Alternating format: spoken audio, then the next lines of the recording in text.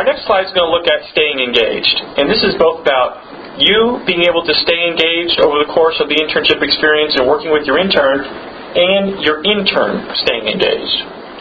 And it's not a carryover accidentally from the last slide, but again, we have to remind ourselves that it's all about them. And that, we want to get a sense for what engagement needs to look like based upon what the intern is looking for.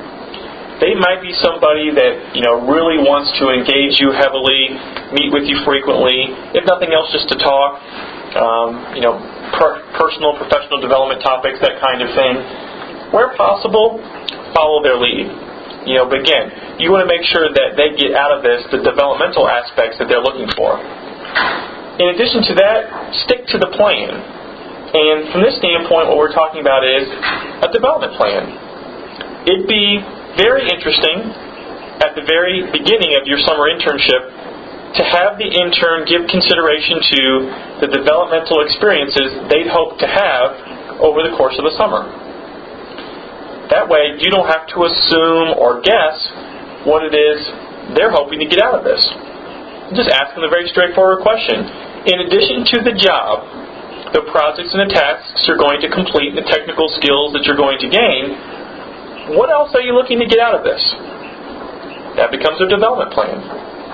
That development plan becomes your roadmap, in part, for how you keep them engaged over the summer. Sure, they'll do the job, and that will keep them engaged in that capacity, but then what else? And then, of course, there is the work plan. The plan that states the objectives that they're going after, the projects and tasks they've been assigned, etc. All else fails, revert back to that plan. You spent the time up front getting that worked out so that you wouldn't have to have a lot of real-time management and intervention of the internship experience.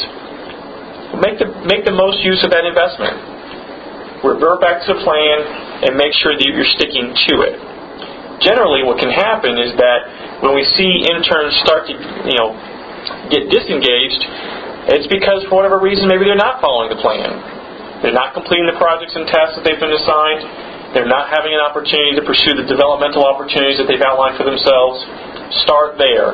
Ask yourself, well, are we doing everything we said we were going to? If not, why not? Let's correct that. But if we're doing a good job there, it may be about looking at some additional opportunities. This next comment, programmed engagement, and speaks a little bit to the plan. And I don't know if you all are like me, but if it's on my calendar, then it's going to happen. If it's not on my calendar, I need to plan for it, I can get distracted pretty easily. And pretty busy, got a lot of things going on, probably not unlike yourselves. So from that standpoint, if your intern says to you, it'd be really nice if we could connect once a month, just to kind of talk at a personal level. Now, I'm a young person, I'm at the early phases of my career, maybe I'm in a serious relationship with somebody, as an example, and I'm just wondering, how do you balance all that? And I know, you're in a relationship with somebody. I think you do a pretty good job of balancing all those things. Would you be interested in maybe having lunch with me, and we can just kind of talk about that kind of stuff? They ask, they express that, maybe around a different topic altogether, but there's something that they want to meet with you on.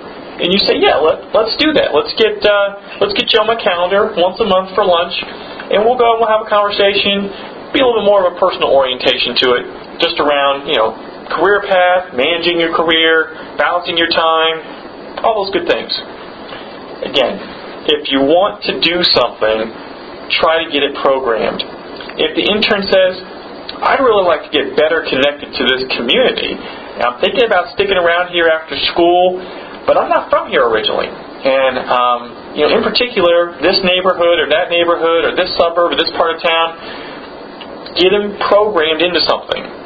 See if there's not a young professionals group in that area that maybe meets regularly that they can go to. It first starts with what we want to achieve, then you can begin to understand how, and once you identify the how, get it programmed, get it scheduled, make it happen. Far easier to do that than to manage these opportunities on the fly. Share the wealth.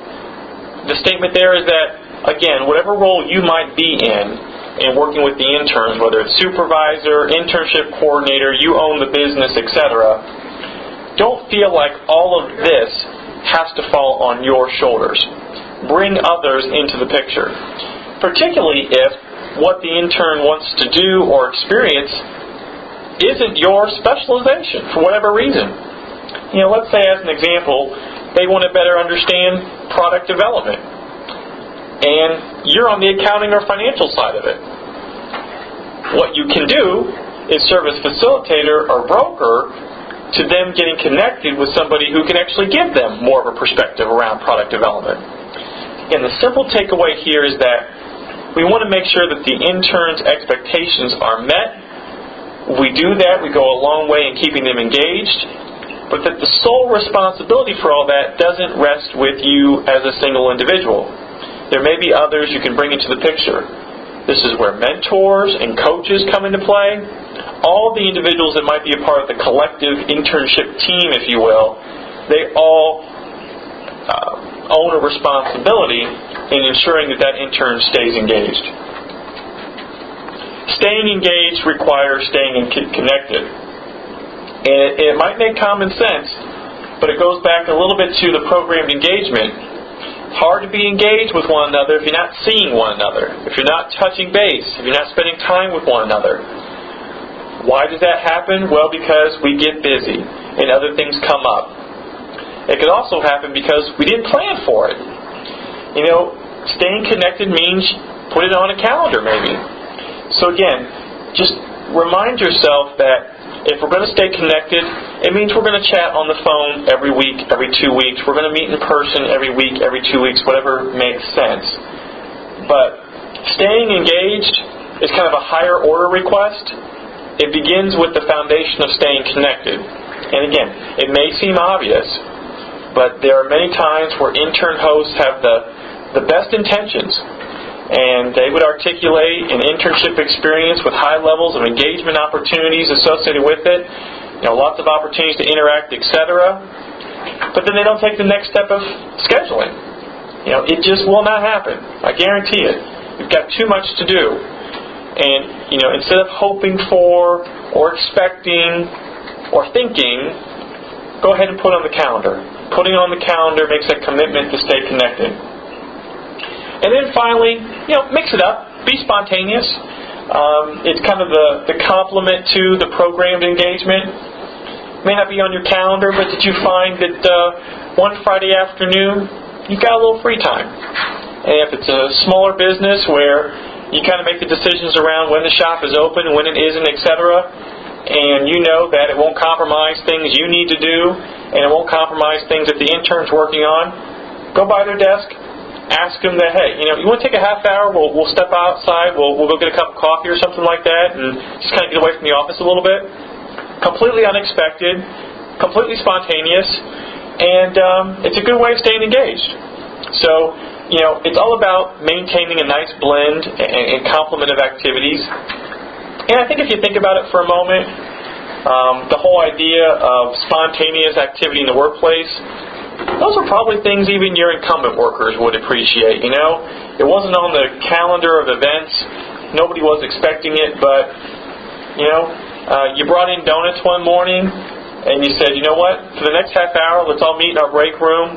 Let's catch up. Let's see how everybody's doing. We've been really busy of late. I think we're a little less busy today. Let's spend a half hour getting the day started with one another. Everybody enjoys that for the most part. Everybody appreciates that and recognizes it for what it is. And that is an opportunity for people to get very busy at times, to stay connected with one another and make sure they understand what everybody's doing, what they're working on, and can maintain those relationships we work hard to establish.